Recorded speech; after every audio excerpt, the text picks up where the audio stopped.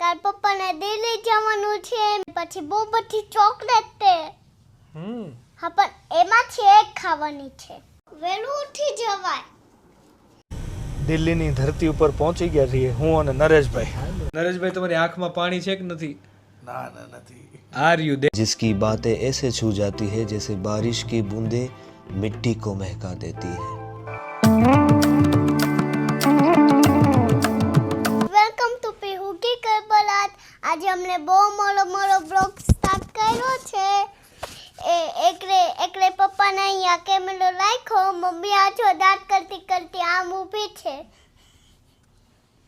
કાલ પપ્પાને દિલ્હી જવાનું છે. મારી આતું લાબુ પુલાવશે.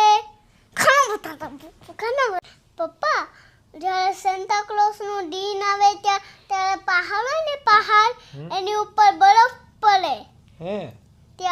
ત્યારે સેન્ટા ક્લોઝ આવે, એ અમને ને ગિફ્ટ દેતો જાય, અને પછી બહુ બધી ચોકલેટ છે.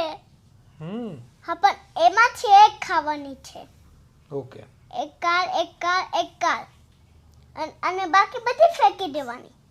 ઓકે. જે એક્સપાયર્ડ હોય ને એને ફેંકતી નહીં, મને દઈ દેજો. એક્સપાયર્ડ હોય ને ફેંકી દેવાની હો. હા. નાની માના ઘરે કઈ એક્સપાયર્ડ વસ્તુ છે? નહીં હો. નાની માના ઘરે તો એકદમ મીઠી ચોકલેટ છે. હે? તાજે તાજે જ લઈ અને તમે જે દાળ ચોકલેટ લાવ્યા છો ને, એ તે બહુ મીઠી છે, પણ થોડી કડવી છે.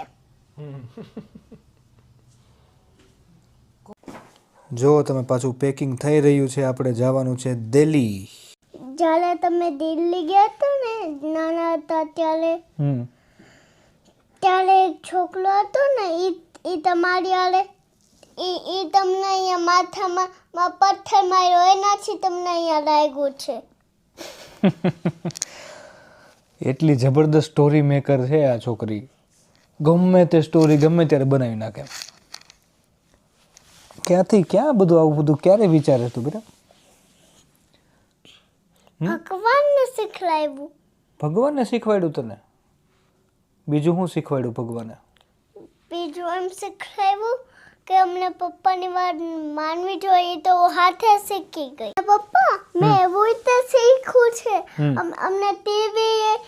અમને ટીવી, ફોન અને ગેમ બિલકુલ નહીં રમવાના.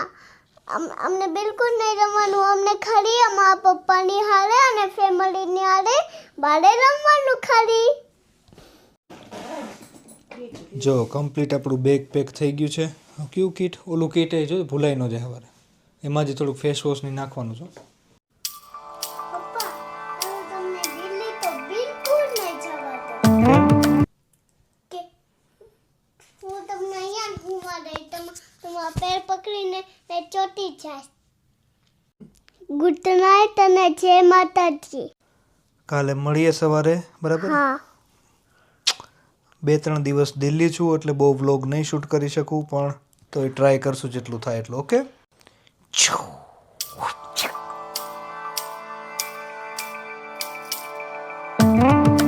Good morning. કાંઈ નથી કહેવું. તું આવીશ ત્યારે તો દિલ્હી વયો જઈશ. હા, તો આજે તો જાઓ, વહેલું ઉઠી જવાય. વહેલો તો ઉઠી ગયો. તો જાઓ નહીં. અરે પણ હજી વાર છે, હજી 12 વાગે જવાનું છે. મમ્મા, ખીજાવું પડશે અમને પપ્પાને. મમ્મા, મારા પાસે કાઢિયા છે. અગર પપ્પાને તારા હાથનું મોમનું ભાવે ને, તો તું કોઈ દી પપ્પાને મોમો ન દેતી. હાલો માડી, જાઉં છું દિલ્હી. હા, અત્યારે જ જાઉં છું.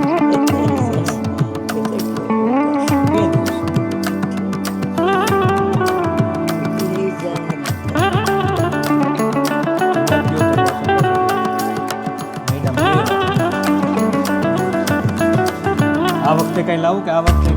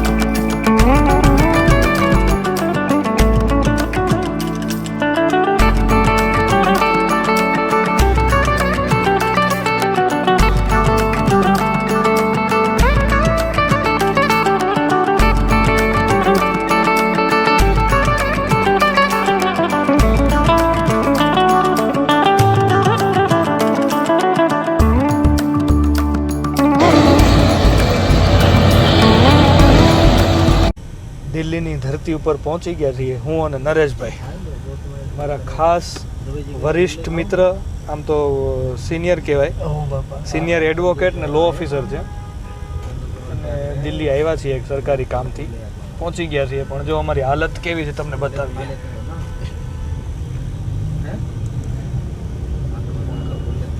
અમે ઓટો રિક્ષા કેન્સલ કરીને અમે ટેક્સી કરી, એમ કે ભાઈ અમે શું છે થોડું હાઈફાઈ કરીએ, એમ કંઈક સ્વિફ્ટ ડિઝાયરમાં જાય તો સ્વિફ્ટ ડિઝાયરની હાલત જુઓ તમે.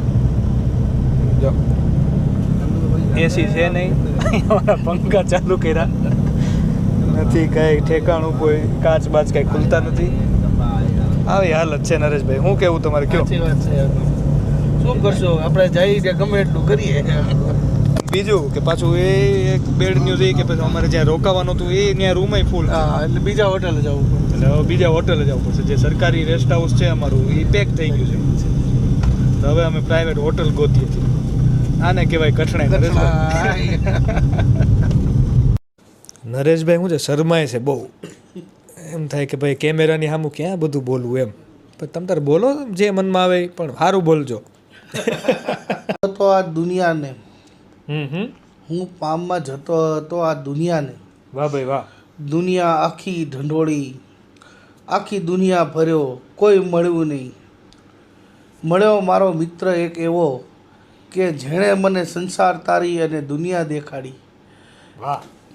જેણે મને સંસાર તાળીને દુનિયા દેખાડી, એવા મારા પ્રેમી મિત્રને, એની મિત્રતાને કેમ હું ભૂલવું. મારા હૃદયના ધબકારાની હારે હું એને રોજ મહેસૂસ કરું, એવી હું મારા પ્રભુને પ્રાર્થના કરું. વાહ. हम ही हम है तो क्या हम है, तुम ही तुम हो तो क्या तुम हो. मैं तुझसे कैसे कहूँ ये बता कि उम्र गुजरेगी अब मेरी ये सफर में, कि उम्र गुजरेगी अब मेरी ये सफर में.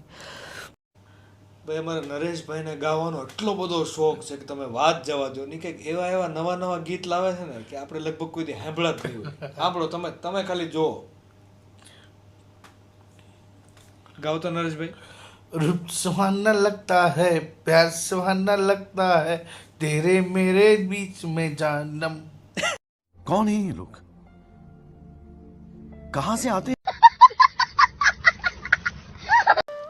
एक तुम ही तो हो जो मेरी धड़कनों में बसे हो, बिन कहे हर एहसास समझ लेते हो, मेरी खामोशियों को पढ़ लेते हो और उलझनों को मुस्कुरा कर सुलझा देते हो.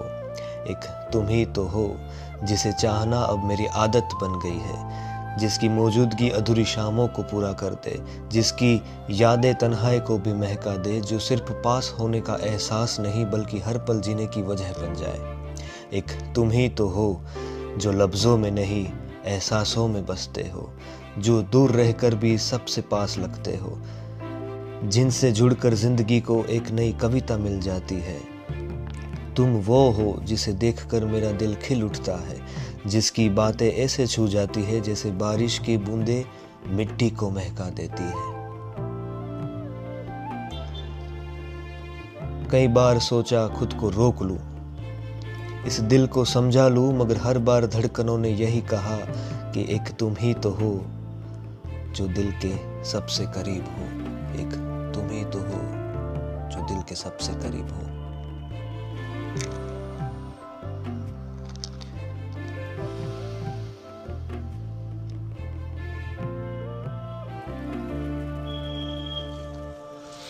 નરેશભાઈ થોડાક ઇમોશનલ થઈ ગયા. તમે જુઓ નરેશભાઈ, તમારી આંખમાં પાણી છે કે નથી? ના ના નથી. આ રહ્યું દેખાય જ છે ચોખ્ખું. કેમ ઇમોશનલ થઈ ગયા તમે? હે એમ જ. શું થયું? કાંઈ એમ જ. ઇમોશનલ કેમ થઈ ગયા એ કયો પેલા? એ કાંઈ ઇમોશન ન હોય. અને હમણાં જે વાત કરતા હતી કરો વાત. એ તો આપણે બે ભાઈના પ્રેમની વાત ને. હા પણ કરો ને, પણ બે ભાઈઓના પ્રેમની વાત કરો આમાં સોશિયલ મીડિયા થઈ ગયો ભાઈ. મને હું મારી લાગણીઓ જાય નહીં કરતો. અરે પણ આમાં આઈ એમ સોરી ક્વિક પ્લીઝ. અમારે શું છે, નરેશભાઈ છે ને એકદમ ઇમોશનલ માણસ છે. અરે એ ફેંકી ન દેતા. બંધ બંધ બંધ.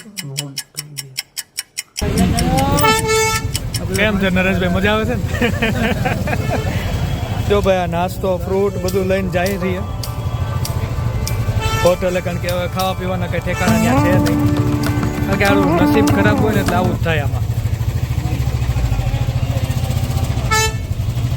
એવા એરિયામાં નરેશભાઈ લઈ આવ્યા ને ટેક્સી નથી મળતી અમને.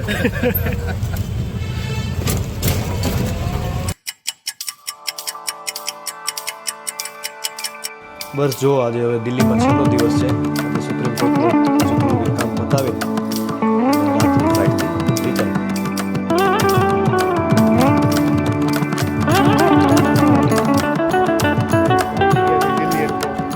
પકડાય તો પકડાય, ન પકડાય તો પાછા હોટલે.